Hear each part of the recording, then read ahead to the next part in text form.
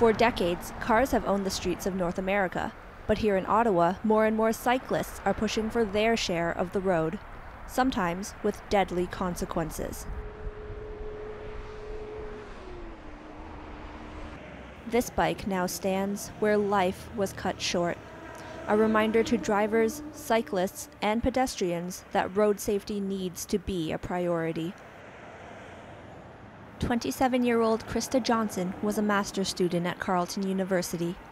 While cycling home from school on the night of October 18th, she was struck and killed by a car on Bronson Avenue. Colum Grove White is one of many who stepped up to try to make a change. This is a route that I take every day, and it's a route that's always scared me. It's unsafe for cyclists, it's unsafe for motorists. I knew that the actual infrastructure of the bridge was a major problem, and definitely a contributing factor to the accident. Make Bronson Safer is the petition he started.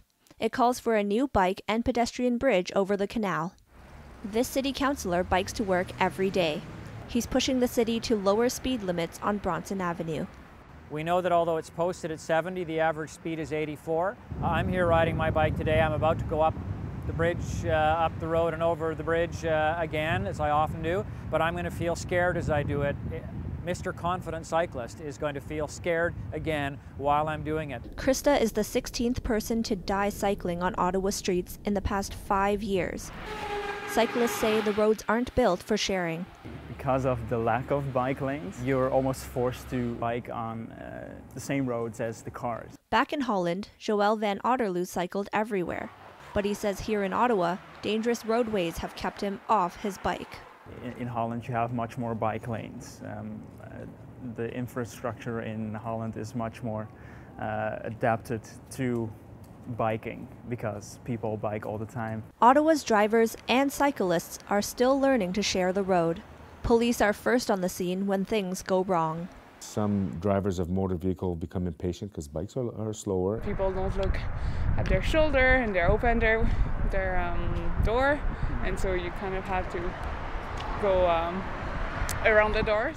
On the other hand, you have bikes that don't obey the rules. Especially when you're like turning on a red, like right on a red, and usually they're either like speeding up, like cycling really fast. They take up space in the road, right? And you got to leave them space. And on the other side, if there's another car coming.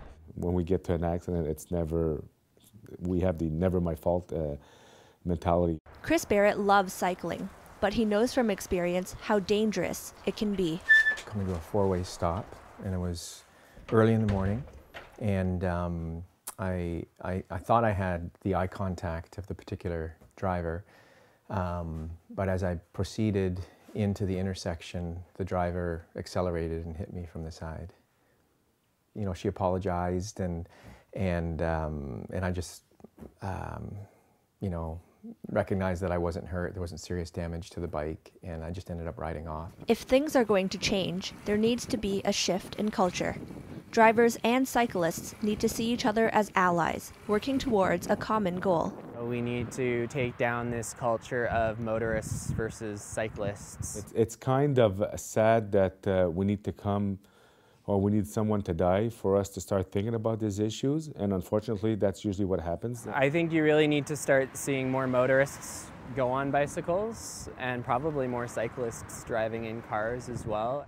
Governments or city councils will see the need to provide more facilities for the bikers here. If bikers just form a minority here, then there's not really much of a need to actually look after them. I think once each of these groups is able to empathize and put themselves in the other's shoes, then you're going to see more understanding. This is Ottawa. People don't ride in Ottawa. This is North America. You drive the car. Well, that's the old way of thinking, and that's how our city is designed. Well, the new, better way of thinking is there's many kinds of users on the road, and we want to encourage safe streets for everyone, including drivers, and we want to encourage cyclists to be on the road. That's a very desirable, energy efficient, calm, quiet way of riding. This much is certain. A change needs to happen, and it needs to happen now. Ottawa has this opportunity to be one of the great cycling cities in the world, and we just have to seize this opportunity. We are on the road, but we've got a lot still to do. For the 25th hour, I'm Veronica Tang.